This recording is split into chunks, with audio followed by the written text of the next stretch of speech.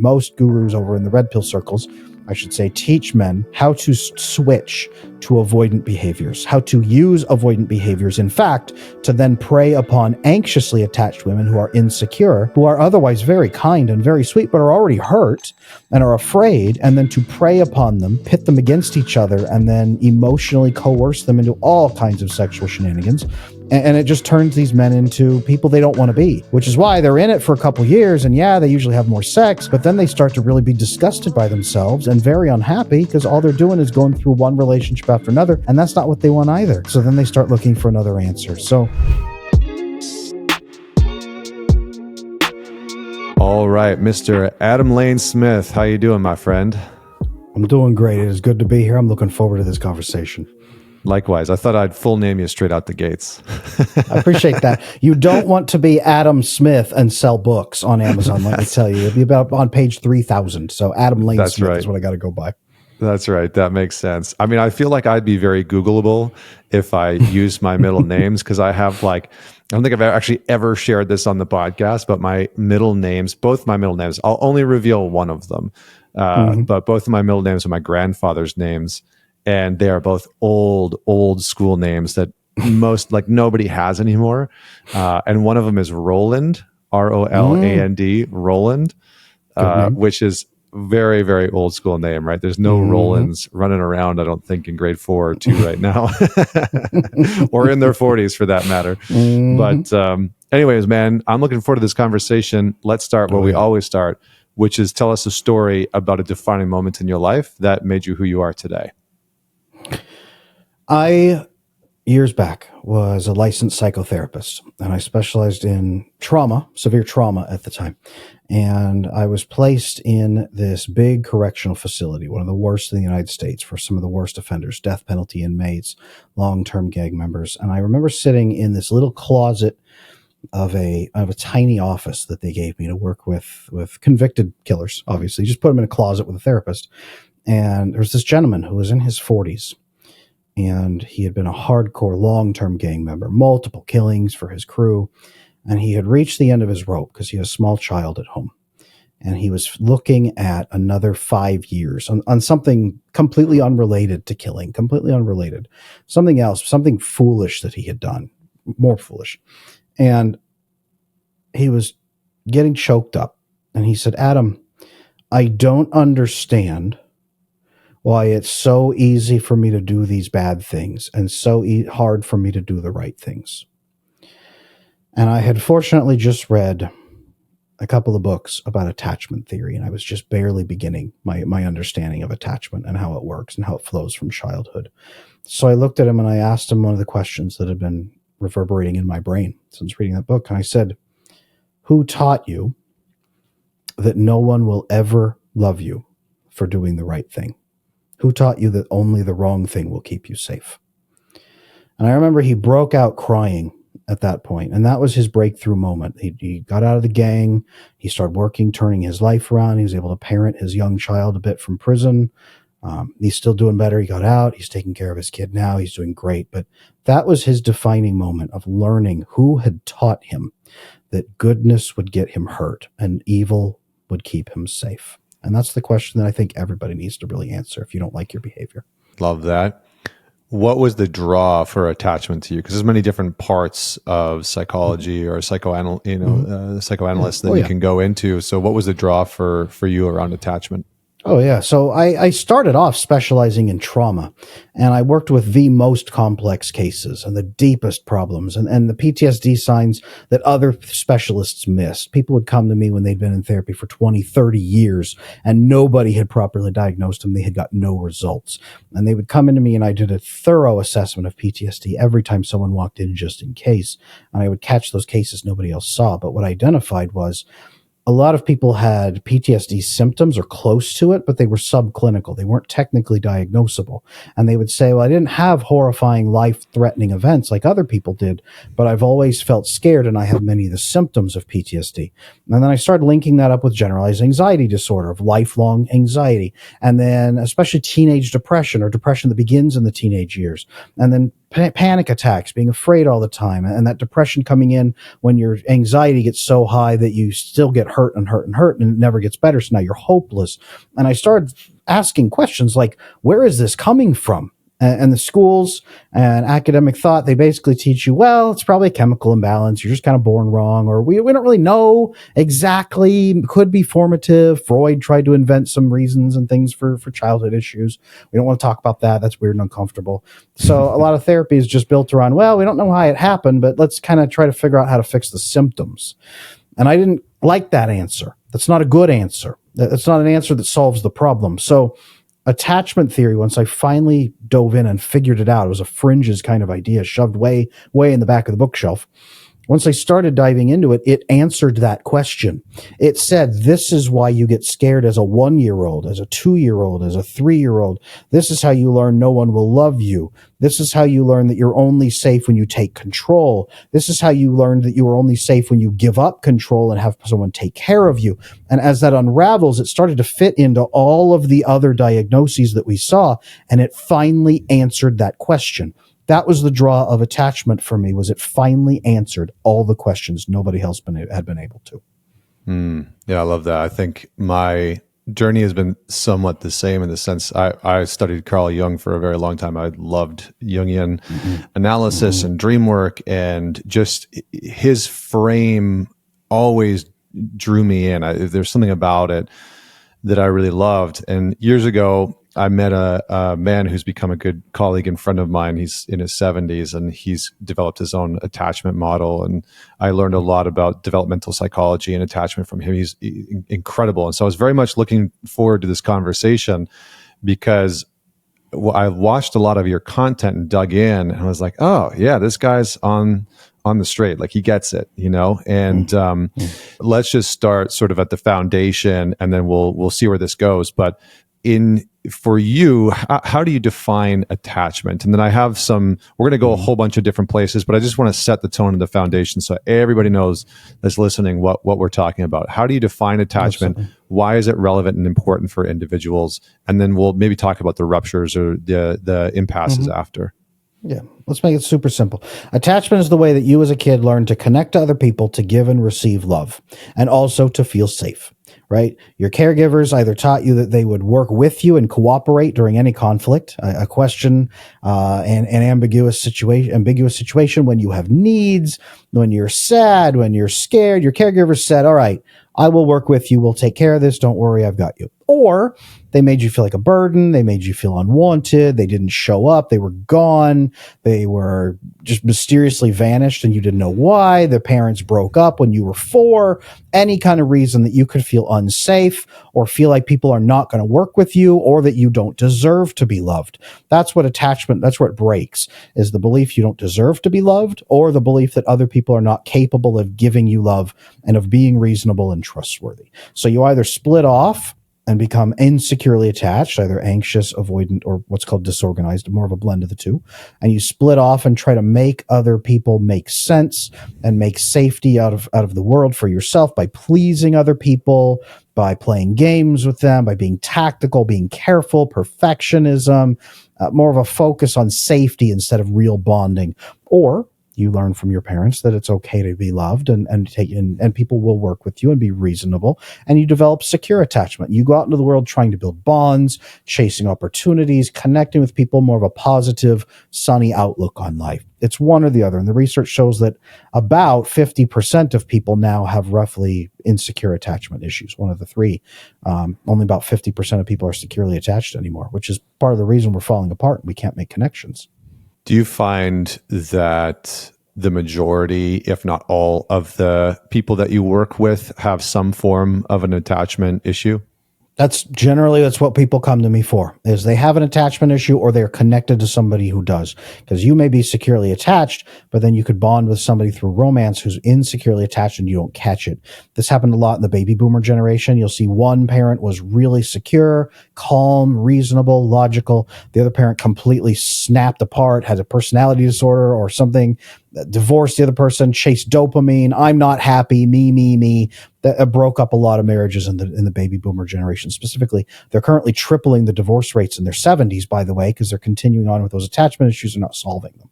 Yeah, I think that's one of the interesting things that I've found with the data around divorce is that it's skewed a little bit. We see like everybody's kind of seen the headlines of like 50% divorce rates, but the reality is that you have the repeat, offenders, right? You have the people that when they get divorced, they're much more likely to divorce a second and a third and sometimes a fourth time. And that skews the data. And so I think I can't remember exactly what it is, but I think that first time, I don't even know what you would call it, marriagees, but people that get married, I think it's something like 38% or somewhere between 38 and 42%. So it's lower than people expect. It's about 1/3. And here's the thing that people hear. Okay, so I have a 1 in 3 chance of getting divorced. There's a tremendous number of variables that slide into there that can increase that or decrease that. You can go down to a 1% if you follow a lot of those pieces that are in there, but you've got to understand the variables that lead into that. Attachment is a major one. So when people are looking for a partner, let's just talk about dating a little bit, because there's a broader conversation of, the dating market and relationships seem to be a bit of a mess, for lack of a better term. They're just, I think the clinical term is shit show. I think that's in the DSM-5. It's just shit show. Yeah. Do you find that, because I think for a lot of listeners that are single, what they're looking for is what are the signs that a woman has a secure attachment, that she's got a healthy baseline for attachment, and vice versa for the women. Like, what are the signs that a man has a secure and healthy attachment? So can we go down that pathway a little bit? And is there a difference between how men and women will display a secure attachment? Good question. So really quick, here's what you need to understand is that people who are securely attached, they get that through their family network, which usually means their parents are securely attached and usually means their parents have other people around them and they're securely attached. They grow up in a network that's more securely attached. It's almost a segregated world between secure attached people over here connecting to each other and insecurely attached people, and they can't signal to each other very well. So that's the real segregation almost between people. When you grow up in a secure attached environment, you also then use that network to begin dating. So securely attached people primarily date through their network of known people so that they will have mutual acquaintances, so that they have data about each other and they can understand a bit more about each other. They aren't dating complete and total strangers in an alley somewhere, typically. Then you go to online dating, right? Online dating. Fun, though. It sounds fun. Come on now. That's Tinder for you. There's Tinder. You just select the alley option. Digital alley. But on Tinder and dating apps, those are primarily for people that don't have a network that can introduce them to people like that. So back in 1995, 65% of all couples got together through friends and family networks. Now it's 12.5% connected through friends and family networks.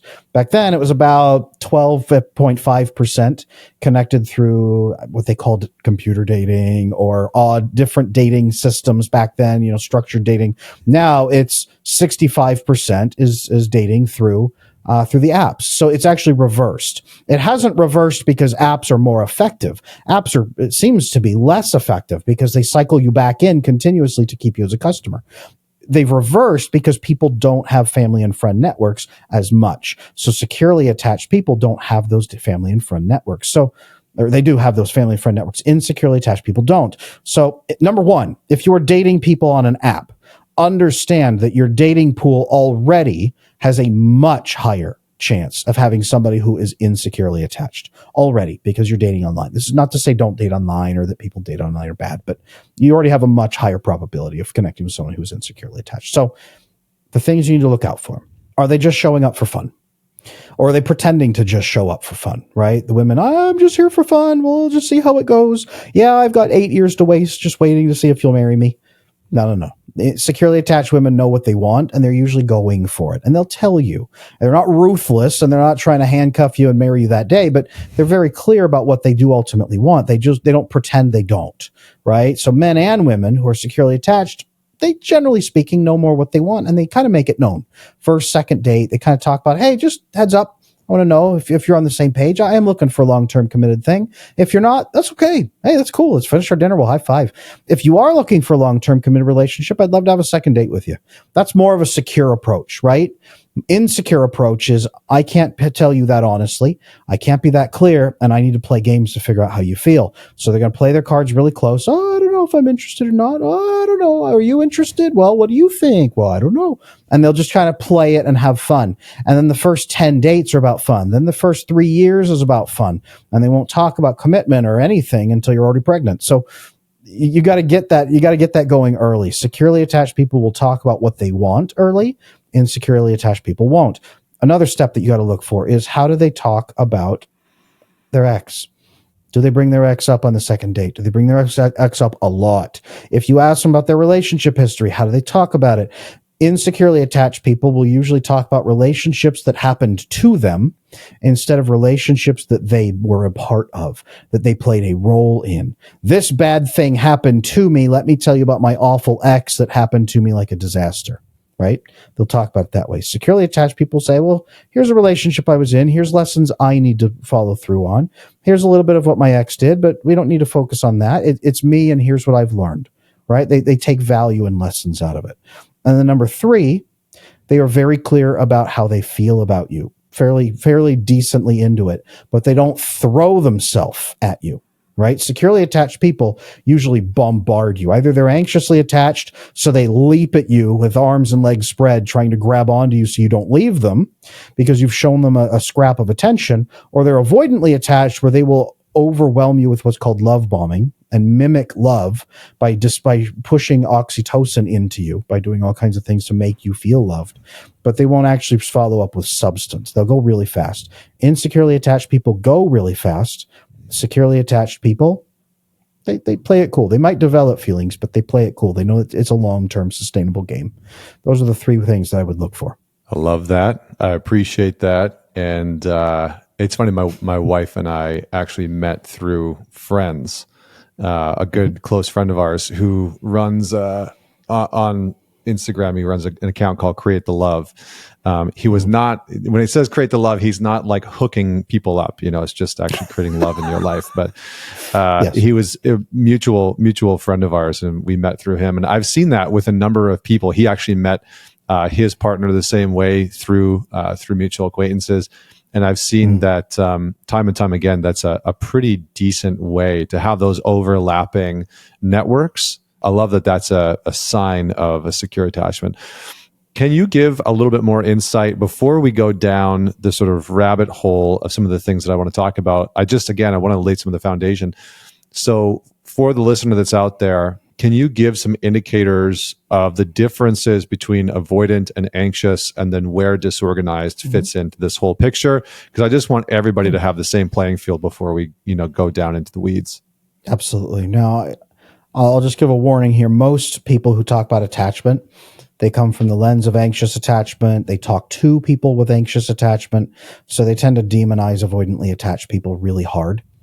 I'm not going to do that. I'm going to talk today hopefully kindly about everybody. Anxious attachment, they are afraid of being abandoned. They do nice things for everybody else. They act like a doormat typically for everybody else because they don't believe they are worthy of love. So they are continuously doing nice things for you, hoping that you will meet their needs and not abandon them, and that you will love them. It's an endless game of, please don't leave me. I promise I'll be good. That's anxious attachment all the time.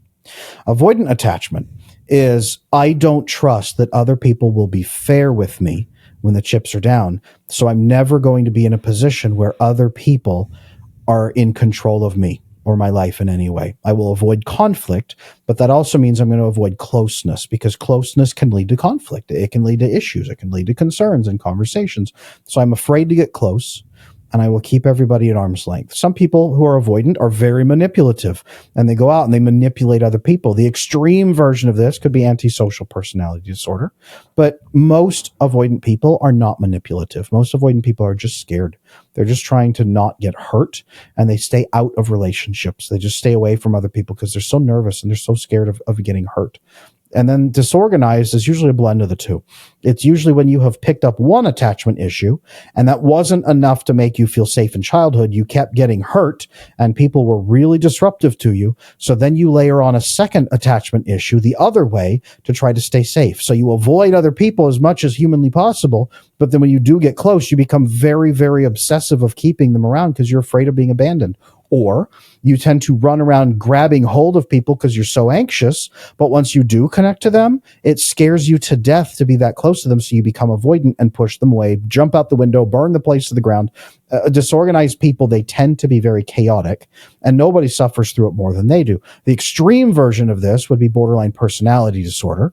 But this is the smaller version of it, disorganized style. They don't have the full personality issue. It's just they're never able to settle in their relationships because they're always scared in one direction or the other. Those are the three types you got to look out for. Are you familiar with Dr. Robert Glover's work, No More Mr. Nice Guy? Absolutely.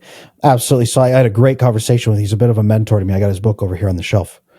Nice. Yeah. He's become a good friend of mine over the years. And his work is phenomenal. I think his work has really supported a lot of men. I'm curious though, as you broke down these different styles, do you find that nice guys are predominantly more anxious or more avoidant? Like, where would you say that they fall? Because as you were describing anxious, like I kind of feel like it can go both ways, but I do find that a lot of nice guys tend to fall more on the anxious side of the spectrum. But I'm curious to hear what your thought is on that.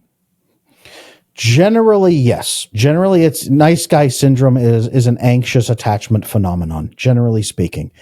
There are some avoidant men who people please, but it's not to not be abandoned. They people please because they think that's what's required of them by other people. They think that's how society works. They're not afraid of being abandoned. They can go become self-sufficient. Nice guy syndrome is typically about, I don't deserve love, but I'm going to try to earn it. And it usually goes back to their mother. Did their mother give them consistent love or inconsistent love? Inconsistent love, or mom pulling away from him at some point and he was given love and then it was removed from him. That seems to create that anxious attachment, and then he's endlessly chasing it. So then he goes, finds a wife or a girlfriend, and he treats her the way he treated mom. He tries to get mom's love all over again continuously. Yeah, that's nice guy syndrome. I had a great conversation with Dr. Glover about that. That's awesome. I feel like the three of us would have a good dialogue. Maybe we'll have to put that together one day. I bet that would kick some ass. Let's just pause there and pull on that thread a little bit. For the nice guys that are out there, there are many, I think, in our culture, as I think we'll talk about why later on. But how does a nice guy begin to unwind that anxious attachment style and move out of that to a more secure? Because I mean, most people, not most, but a lot of people are familiar, I think, with John Bowlby's work and Attached. I think a lot of people have read the book. And it can be very helpful to have these frameworks, but it can also become a sort of cage that people feel trapped in. It's like, oh, there's my anxious attachment again. There's my avoidant attachment again. So how do we start to shift out of these towards secure attachment? I know it takes a while. I think in Bowlby's work, he talked about something like 2 to 3 years, if I'm not mistaken, of like consistent behavioral changes. Maybe we can get there faster. I know some of the guys that are probably listening to this that are like 2 to 3 years, dude. But I'll hand it over to you. I'm curious to hear your thoughts on that. Absolutely. So I like you were asking me how do anxiously attached men break out of that?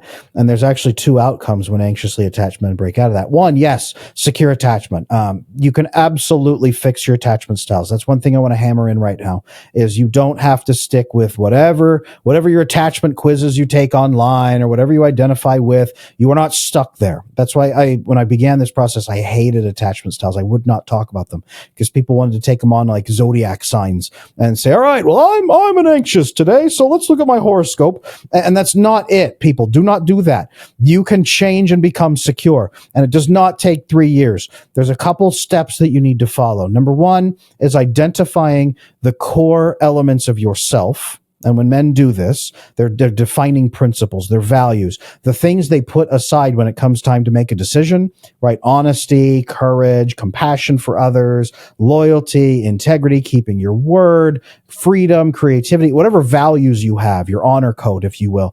That is what men throw away, especially nice guys. Oh no, I'm in a circumstance where someone might be mad at me. Throw out everything that makes me proud of myself and have any self-esteem.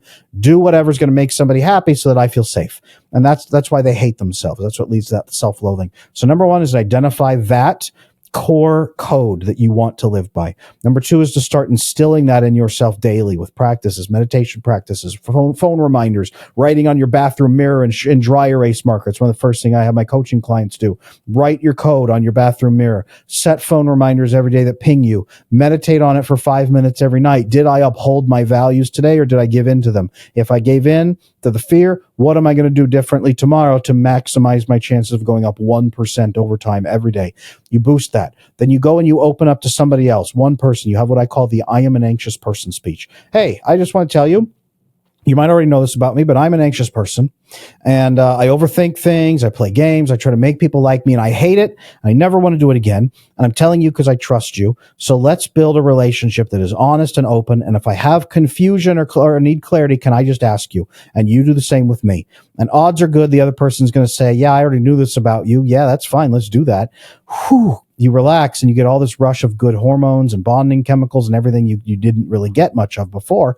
And then you start feeling better. And the more that you lean into those relationships, the more open you are. It's like filling an experience gauge in a video game. You're leveling up. Your goal is to fill that up and identify that the magic number by anecdotal evidence through my clients seems to be 3 people. When you have 3 people who fully accept you and you are able to be open with them and reality test with them when you have irrational fears, when you do that over and over and over, it reprograms your brain every single time.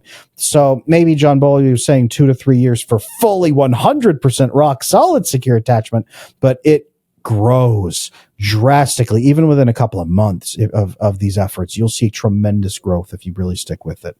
I'll pause for breath. Do you have any questions on that? Otherwise, I'll tell you where it goes wrong when nice guys try to break out. No, I mean, I think that tactical approach is very helpful because there is something in there about being able to trust the connection. Again, like I know in like developmental psychology in those early few stages, it's a lot of, am I okay? Is my world okay? Or that's reverse. Is my world okay? And then am I okay? And if we don't get that neurologically and in our nervous system, it can be very hard to reconfigure that. And so I love the tactical approach because what you're sort of saying and that what you're laying out there is just a pathway for guys to then recondition their nervous system to say, I'm okay being honest. I'm okay being forthcoming. Yes. I'm okay telling the truth about my needs and my wants and my desires and, how I want to fuck in the bedroom and like all of that kind of stuff, which is usually somewhere down the line. Maybe don't start with that one, but, or do. I mean, I don't know. It's your life, but it could be the place where you want to start. But you're giving a sort of pathway towards understanding that attachment and connection relationship is safe and trustworthy, and that your needs are going to be prioritized. And so that's awesome. Please go ahead and tell us where it goes awry. Really quick, let's jump in there. It's not just that you are dismantling the fear and soothing the nervous system. You're releasing of the big 5 brain chemicals. There's a lot of brain chemicals, but the big 5 that we really look at with attachment: oxytocin, which is the love hormone, makes you feel loved and safe. If you got inconsistent oxytocin as a kid, that often leads to that anxious attachment. You're chasing it. You're a junkie all the time for the rest of your life, trying to get loved and safe again. Oxytocin releases something called GABA, gamma-aminobutyric acid.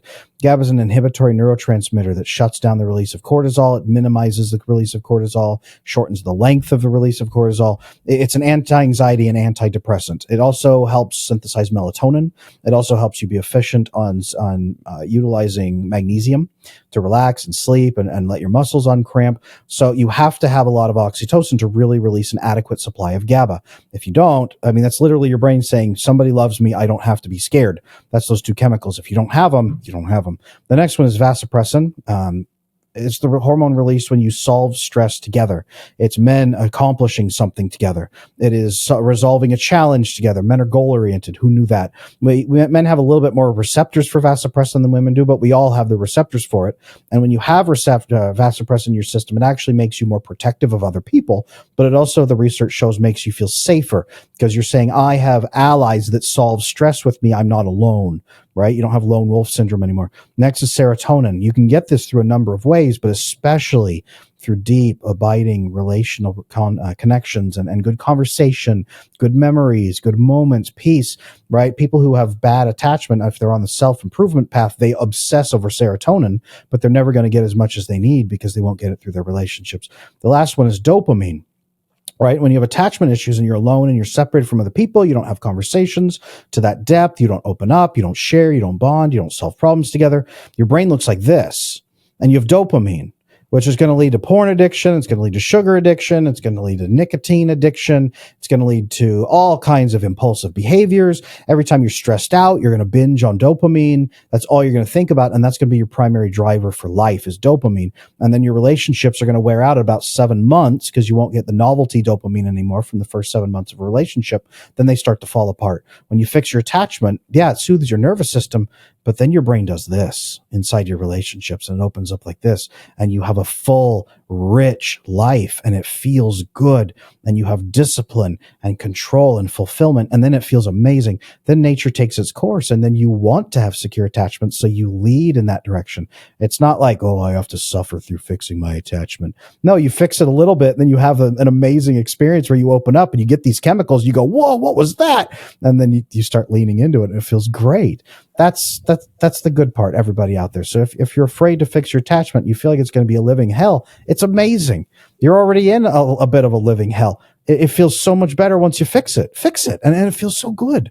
As far as falling apart, the sad, terrible truth that I have seen that I hate is that a lot of anxiously attached men, they tend to connect with the opposite. They tend to connect with avoidantly attached women or women with personality disorders, or they just fall apart in relationships, even with nice women, and they ruin them because they won't open up about their needs. And then they feel like a victim.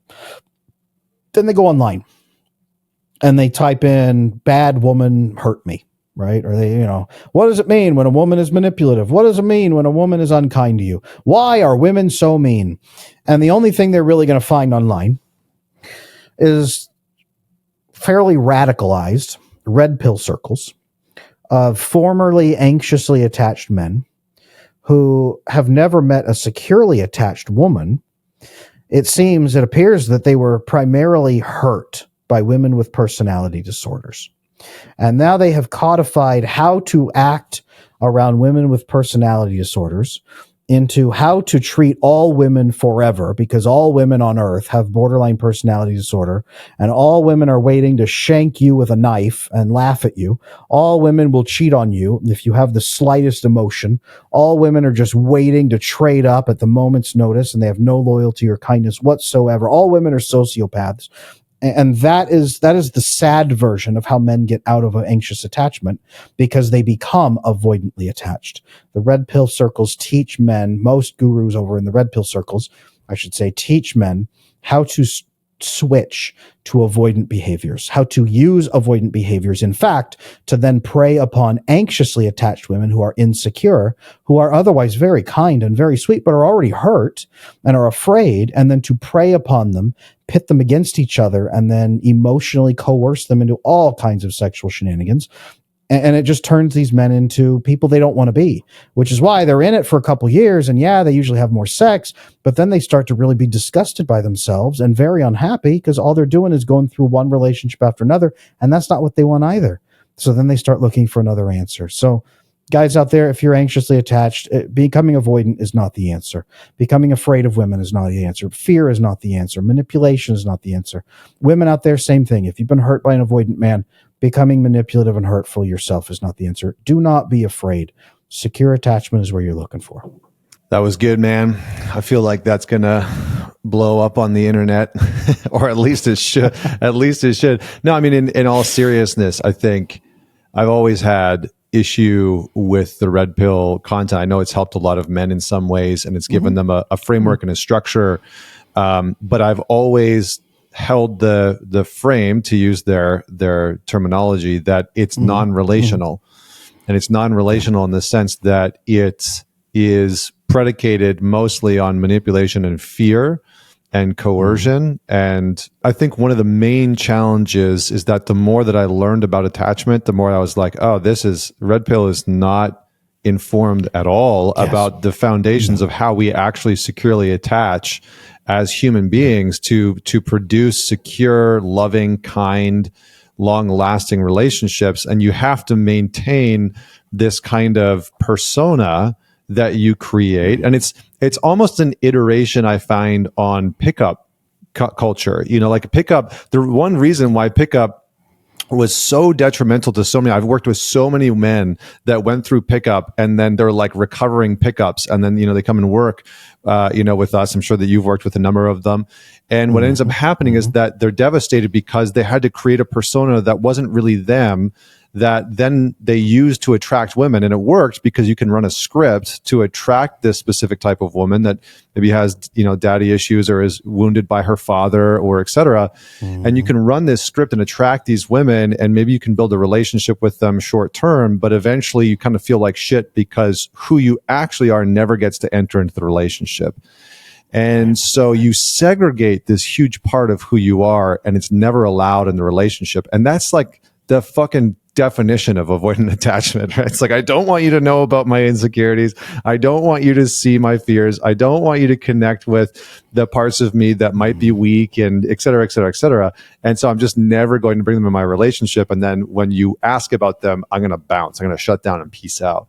So I've always had some challenges with it.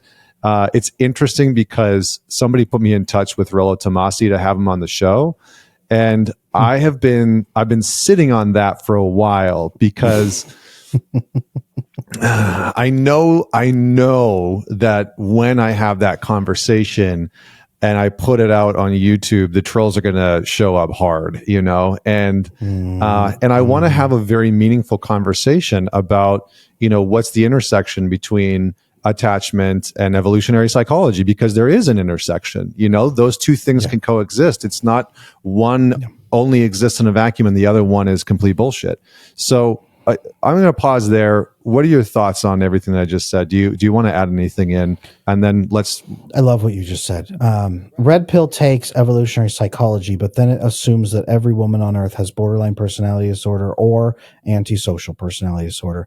Every woman's a sociopath or every woman's a nut job. And then you assume that that is the default setting for evolutionary psychology.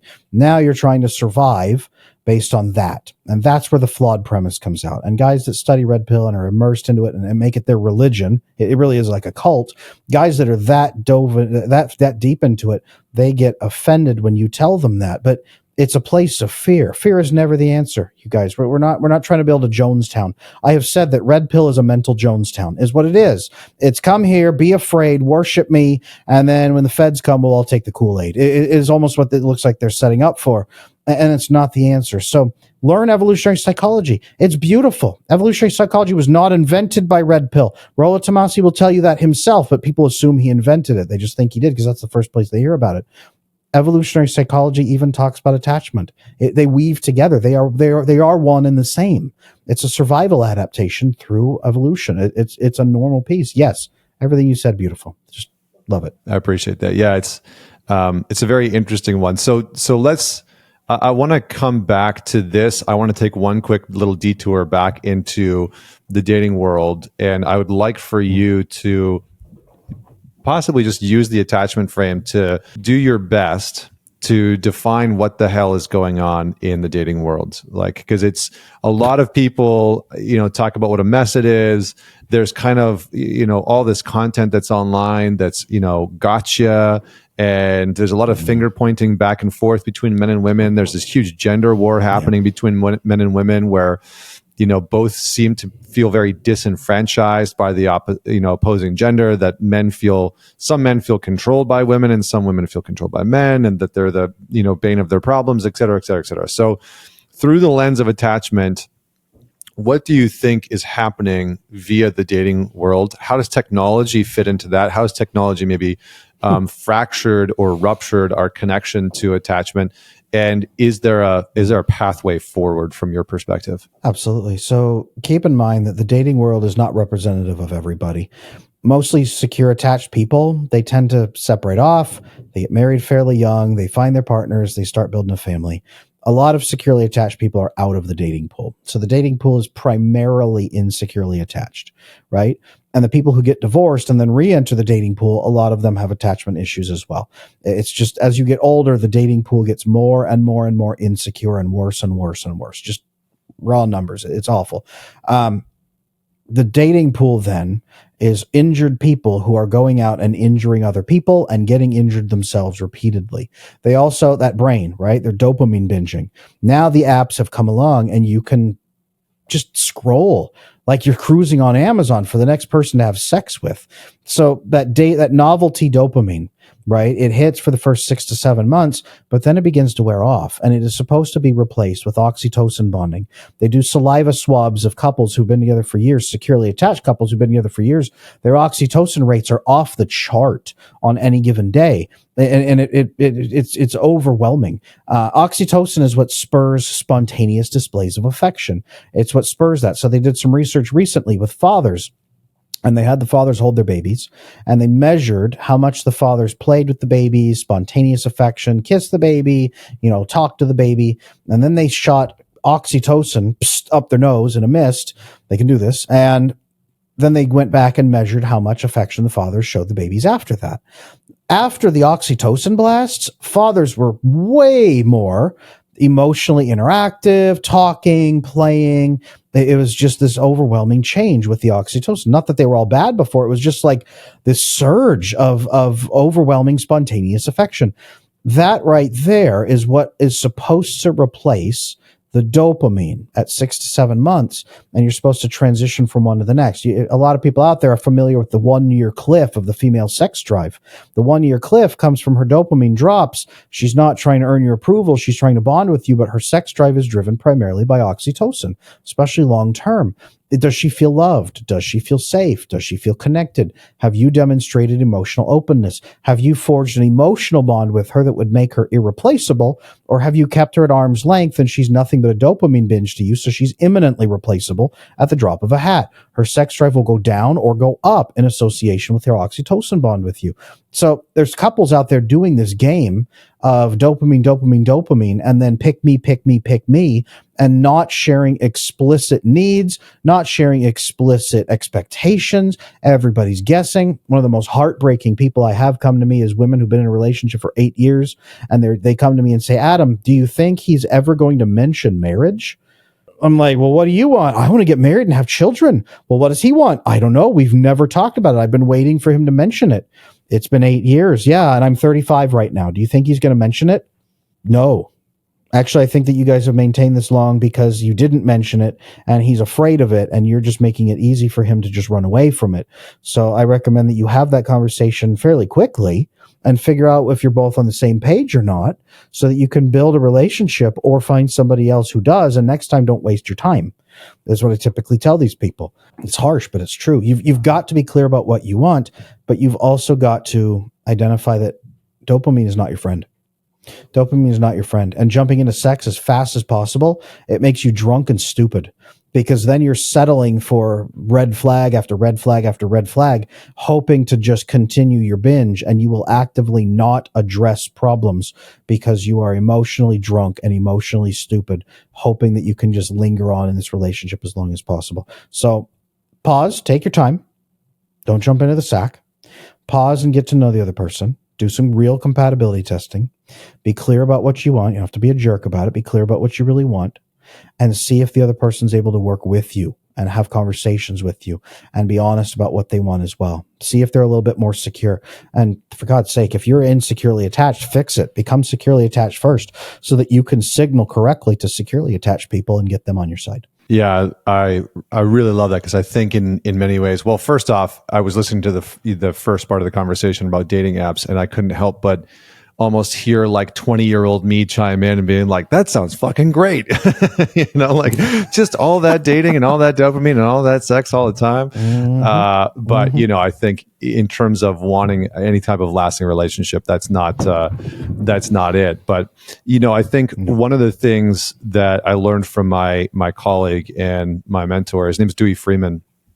And one of the things that he says is that the foundation of attachment is being able to go through a hard time and come out the other side okay. And that when you can do that repeatedly with somebody in relationship and in contact and relationship with them, that it actually fixes some of the holes that can be there from our anxious attachment or, from our avoidant attachment, and creates that secure attachment, right? And one of the things that I noticed with my wife was that was one of the things that I was drawn to immediately, is that we could talk about hard things, whether it was in my past, or we could talk about hard things in terms of like where we wanted to live or travel, or conflict would come up, and we could work through it in a way where we were both all right. That doesn't mean that we solved the problem perfectly every single time, but our relationship wasn't so shaken up and battered and bruised by going through that hard time. And for everybody that I've ever worked with, that's one of the indicators. It's like when I look around at my friends and the people that I've worked with over the years, the people that are able to repair from any type of relational tear or conflict, within sort of like 24 to 72 hours, seem to have a pretty good connection. Ideally 24 to 48, because it maintains this like, I can go through a hard time, and I can go through that hard time with you, and we can come out the other side okay, and it's not going to be open and linger and all that other kind of stuff. So I think that what you're saying is really, really valuable and pretty spot on. And one of the things that I've thought about, and I'm curious to get your thoughts, and I want to move away from Red Pill a little bit, but I've always found and this isn't to hate on them or say anything bad about them or anything like that, but the men going their own way, I've always looked at that and been like, well, that's the most avoidant thing I've ever heard. Like, that's just pure, like, you're actually like declaring your avoidance. You're just saying, I'm not interested in ever having a woman in my life because I don't trust women, and I can't stand to have a secure relationship with them. And there's other parts to it. Like I know that there's other parts to it, and there's some that, some aspects of it that are very much about men's rights and social issues and societal things that are actually quite important, but it gets mixed up in this, like, I'm avoidant of women. So I'm curious on your thoughts. Have you gone into, researching the incel movement, or men going MGTOW, men going their own way, and what's your thoughts on those spaces of the manosphere and the internet? Oh yeah, MGTOW. I've had several dear friends who are MGTOWs, and generally speaking, they're not bad people. They're actually not usually out there trying to hurt anybody. They're not generally the ones who are out there manipulating women, who are preying on hurt women. They're actually usually some of the more honest guys, because they're fairly straightforward, and they'll say, relationships will never work. I have given up on love. No one will ever be okay. Yeah, they might say, all women are monsters, but then they say, I'm going to stay away from them, and that's just how it is. Okay, well, you know what? If you're going to live in fear, at least that's the more honorable way to typically do it. Instead of, all right, I'm going to live in fear and use these tactics to harvest sex from women because they're livestock for me, right? The MGTOW guys usually aren't doing that, typically. It is still living in fear, and I understand where they're coming from, but it is still living in fear. Yes to the men's rights issues. Yes to men being, in many ways, second-class citizens in many areas, especially in family courts, right? Especially with sentencing, especially with custody battles, especially with all kinds of issues like that. Absolutely. There are genuine grievances here. But again, don't live in fear, because living in fear is not really the answer, right? If your only experiences with women who are awful and evil, yeah, you might believe that's all that there is. But there is more out there. Study attachment theory, understand how it intersects with actual reality, and then figure out if you want to make a decision, not based on fear, but based on fact. What is the clear pill, and how does it relate to the red pill? I've seen a couple people talk about this. I know you've been talking about this. Break this down for the good listeners. I've got so many men coming to me that say, Adam, I'm through the red pill. I'm over the red pill, but I don't know what's next, right? It was my only answer. Where do I go from here? I don't want to manipulate women anymore. I don't want to be afraid. I want to build an actual sustainable relationship. Is that even possible? Is marriage still real? Can I really have a wife and kids? Clear pill was my answer to this. It's clear because it's obvious. It's the obvious next answer. It's attachment. It's being honest and connecting and everything we've talked about. But it's also clear because you're transparent with the other person. It is based on transparency. Here's something that I've been playing around with, and I want to pitch this to you, is masculinity it was almost erased from the West, right?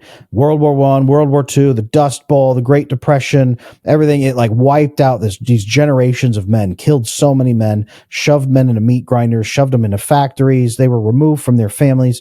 We had very little presence of real masculinity in families for a long time. Women stepped up and became masculine to try to take over that role. A lot of the baby boomer men, and not all of them, but a good portion of them, they abandoned their families and created really wounded women who then went on to raise more wounded women and terrified women. Don't ever trust men. They'll always let you down. Go focus on your career, get really financially stable, only have babies with a man once you're, 500 years old, and you're financially set, and he'll never be able to hurt you that way. We've done that, and women have been primarily masculine. Men have not. And meanwhile, we've told men, don't be masculine, don't be masculine. And men are being suppressed. Men are being taught to act like defective girls. Then men got through that and they said, I'm tired of this. I won't live this way anymore. We had the men's rights activists. We had the pickup artists. We had Red Pill all kind of wove together. And I think that this was almost a juvenile masculinity trying to emerge from its chrysalis. This is immature masculinity trying to push through, right? People look at Andrew Tate, and I'm not going to make a comment on him, but the men who live that way, who say manhood is about as much money as you can get, as many naked women as you can get, and being able to flex on the rest of the world, that's masculinity. That's like a 15-year-old masculinity, right? That's a teenager masculinity. That's middle school masculinity and high school masculinity. I think we're emerging into an authentic, secure adult masculinity, and that's where Clear Pill comes in. Is let's be clear. Let's be honest. Let's live with integrity. Let's set aside the fear and learn fact. Yes, let's embrace evolutionary psychology and some hard facts and some difficult choices. Let's embrace the differences between men and women. Let's understand those differences. Let's also push for relationships that are based on mutual fulfillment. Let's push for relationships based on openness and trust. Let's push for relationships based on integrity and honor and loyalty. Let's not have sex mindlessly with women in clubs and reward women who are very, very, so we say, unstable and unhealthy. Let's not reward that behavior. Women, by the same token, let's not reward the behavior of the men who are out there playing games, pretending, trying to get in your pants. Let's everybody calm down and let's start demanding more authenticity and more transparency in relationships and be clear and honest with each other. That's the goal of Clear Pill, and everything stems from that. There's a lot in there that I feel like we could poke around in. And one of the things that I found is that there seems to be in short supply of mature masculinity, just mature men. And I think that, I think people like Chris, both of us have been on a show, Chris Williams' show. I think people like him are doing a really good job of bringing people to the forefront who are having those conversations, who are in some ways, and not all of his guests, but some of his guests are good representations of mature men that, I think many men have grown up lacking in their life as any type of role model, right? It's like 1 in 4 kids in America are going to grow up without a father figure in their household, and then they'll go into the education system where it's totally dominated by women, and then if they want to go seek a counselor or a therapist or a psychologist for help, that's 78 to 80% women. And so they can literally go through their entire maturation process with almost no mature men to model what it looks like to be a man who is dealing with problems, or how to deal with anger, or how to interact with women and be respectful and responsible, but still direct and assertive, right? And so I've been talking lately about this epidemic of male vacancy. And in some ways, it's that we're coming out of this period where mature masculinity has been vacant within our cultures and our society, to the degree that we hardly can't tell what it looks like anymore. And so as some, more mature men start to speak up and have platforms and talk and whatnot, I think it's starting to come back into our culture. I also think that, and Chris and I talked about this when I was on a show, that, and I'm curious to get your thoughts, that our fathers grew up under the generation of arguably one of the most traumatized generation of men ever. the men who came back from World War II specifically carried so much trauma and PTSD, and they returned home and were expected to pick up their jobs, go back to being husbands, go back to being fathers, and go back to dealing with the problems of everyday life, while 3 to 4 weeks ago or a couple months ago they just saw their friend blown to pieces. So I think we're kind of coming out of this experience where a lot of men were raised by men with an intense amount of trauma, and that created this sort of wave throughout our society and our social structures. So I'm curious to get your thoughts on that, and maybe the role that it's played in, maybe our attachment as men to one another, to our fathers, to our friends, but just to get your take on that. Yeah. It goes back even further than that. That layers on top of the Industrial Revolution, which overtook families living together and staying together in urban environments, in rural environments, on their family farm, long-term, working together, connecting together, living very close to each other, to throwing into cities and being in tight little quarters where there was 5 families in an apartment kind of thing. Parents working 16 to 18-hour days.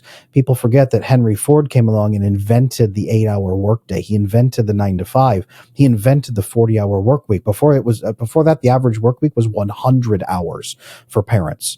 So that was what we walked into initially, from, okay, let's work together in our farm and fields and take care of each other, to parents are removed from the home 100 hours a week. And that was a devastation, ripping up kith and kin family organizations and groups. You lost all 5 networks that you're supposed to connect through: family, kith and kin, your even religious community, your village. Everything was destroyed. And now you're thrown into cities for the first time in mass numbers, bigger numbers even than before. And then you had World War I. Then you had Great Depression, especially here in the United States. You had massive depression throughout Europe as well, and devastation of economies and shifting and changing. Then you had World War II, and that was okay. We've already been through a living hell, and our parents were through hell, and we lost everything, and we have no connections. Now let's go become the worst traumatized generation in history. Then let's come home to everything being broken, no family connections, and we don't have human bonds hardly anymore. Now let's be the worst off any generation has ever been, from both of those directions, what you said and I said. Now let's raise the baby boomers. And that's why the baby boomers are so messed up. So many of them, not all of them, but so many of them are devastated by, my parents didn't love me. My parents did love me, but they were broken. I don't understand what love is. And then the technology growth that has come out of that. They got the car, which became the mobile sex wagon. Now you can go anywhere you want and have sex with anybody within 50 or 100 miles. That was overwhelming. That was revolutionary. That's what created the idea of really modern dating. Hey, I can just go find someone attractive and have sex with them in my car somewhere. Hey, we can just start doing that. We can go faster and faster and faster. They at least had some family networks surviving, but then they gave birth to Generation X and Generation Y, which life changed around them so rapidly, and they had so many conflicting messages screamed at them. Generation X and Generation Y have basically told everyone, go F yourself, and then they just sort of hide in the corner. Then baby boomers got divorced, and in their second round of marriage had the millennials and said, we won't make mistakes like we did with our first batch of weak children. We'll make exact copies of ourselves. And the millennials and boomers hate each other because the boomers tried to make the millennials harder than they made the first generation. And the millennials have never seen a functioning family system, not ever. And now we've got Generation Z now, where they're living in the rubble of a society, in the rubble of in ruins, in smoking ruins, trying to pick through and find scraps of food to eat. And that's what our dating system is now. And that's what our family systems are now. That's what our political systems are now. It's what our economic models are now, is people living in smoking ruins from the last 100 years of family devastation. And that's how attachment and masculinity all fit together, because men are more needed than ever, and they are more terrified and disconnected than ever at the same time. But one good piece is that Rome started off with a bunch of random outcasts and foreigners and strangers wandering the wilderness, and they were drawn into a tiny little village called Rome that was set up as a sanctuary for anybody who wanted to live there. And Rome got to be pretty decently sized, from what I hear. So men can come back from almost nothing when we are given the incentive and when we connect to other men. We can come back from absolute devastation. So that's my little historical spiel. I was going to say it sounds promising. before you added in the last piece, and I think it is. Like, I think when I hear the doomers and I hear the catastrophizing of every, whatever the problem of the day is that's going to wipe out the entire species of humanity, I can't help but return to being a kind of relentless optimist, a realist as often as I can, but still relentlessly optimistic, not naive, right? Not stupid, not closing my eyes to the problems that exist in life, but relentlessly optimistic, because I do feel like part of maturity is being able to, in the words of Francis Weller, hold grief in one hand and gratitude in the other. And so we can't look at the catastrophe or the shit that's happening in our world today without also holding the gratitude and the joy and, whatever you want to say, the goodness that also simultaneously exists. And if you can't do both, then you're probably hijacked. And it's funny how in today's culture, that seems to be looked down on. And I think one final piece that I wanted to add in, as you were talking about the whole cycle, was that the boomers are also the richest generation. And so you have these kids of these very traumatized people who all of a sudden have had tremendous economic prosperity, just insane amounts of economic prosperity, right? And it's like, well, it's kind of easier to avoid your problems when you have a couple boats and, the Lambo in the garage and the 8,000 square foot house, right? It's like you can go through your second or third marriage and just keep dating younger and not worry about it, right? So anyway, that dopamine is a hell of a drug. Dopamine's one hell of a drug. If you never have to come off dopamine, you won't. I'm curious for you to just maybe expand a little bit on how you view mature masculinity. Maybe not sort of from a definition standpoint, but what are some of the contributing factors that actually help a man to mature into that mature masculine? I will say that I didn't feel like a man. I didn't really step forward into responsibility and to honor. I didn't really get it, right? Why it was important to be stable, maximum discipline, to lean in, to start your own business, or to put in your all at the office. I didn't really understand all that until I held my son in my arms for the first time, my oldest son. And I remember he was born, he came out, he was a mess, and like it is. It's never clean like it is in the movies. It's a mess. And they toweled him off and they put him on his mom, and I was looking at him thinking, okay, my son is here. This is good. And I was thinking, how do I feel about this? What am I supposed to feel about this? And I felt like this feeling in me, like something's changing. What is going on? And it was almost like an anxiety. And then my wife looked at me and said, do you want to hold him? And I was very eloquently, as most first-time dads do, I go, yeah. I don't know. Do I? And they handed him to me. And I held him in my arms. I looked down at him, and he looked up at me with these just big blue eyes, and he just looked at me.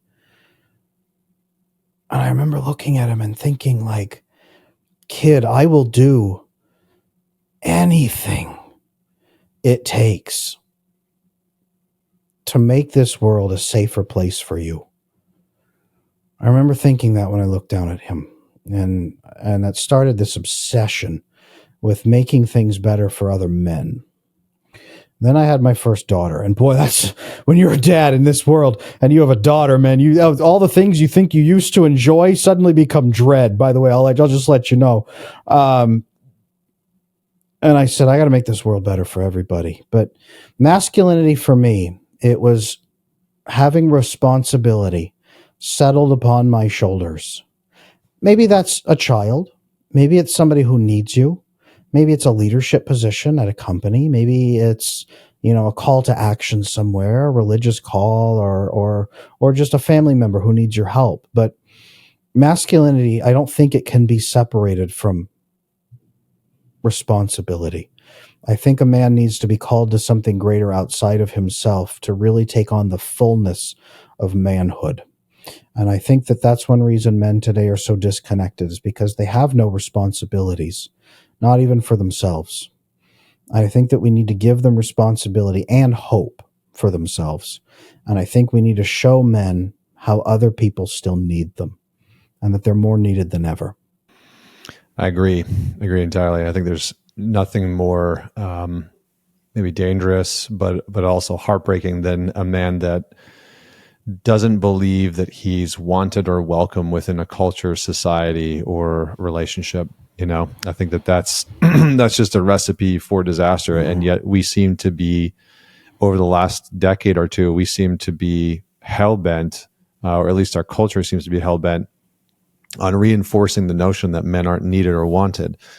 And they hear that in relationship too, right? I mean, I think men hear that all the time in relationship, and I think it's heartbreaking for a lot of guys.